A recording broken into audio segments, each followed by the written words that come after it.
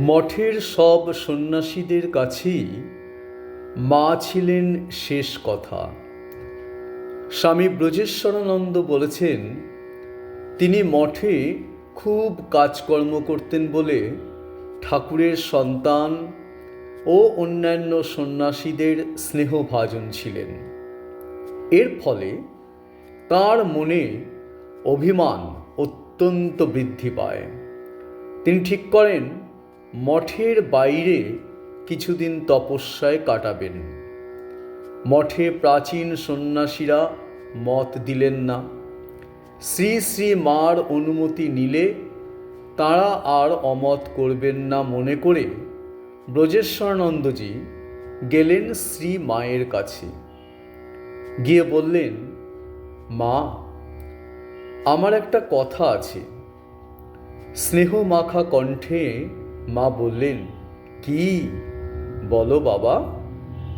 মা, আমি কিছুদিন বাইরে ঘুরে আসি, আবার আসব। মঠে থেকে আমার মন বিগড়ে যাচ্ছে। মহারাজদের ভালোবাসা পেয়ে আমি আর সাধুদের গ্রাহ্যের মধ্যেই আনি না।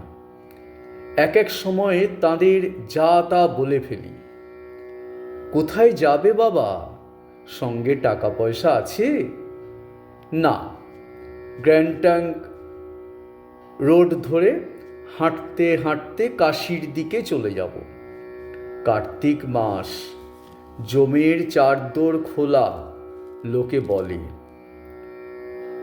আমি তো মা, আমি কি করে বলি বাবা তুমি যাও?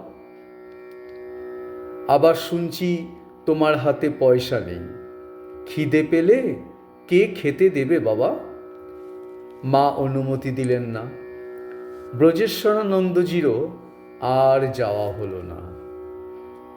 ভাবনায় আছে ভাই, মা এসেছেন মোদের, কি আর ভাবনায় আছে ভাই। ভবের বোঝা দূরে ফেলে আয় সকলে নাচি গায়। ভবের বোঝা দূরে ফেলে আয় সকলে নাচি গায়।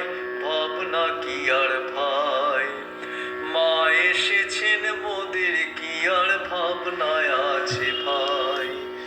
মা এসেছেন মোদের, কি আর ভাবনায় আছে ভাই। মা এসেছেন মোদের, কি আর ভাবনায়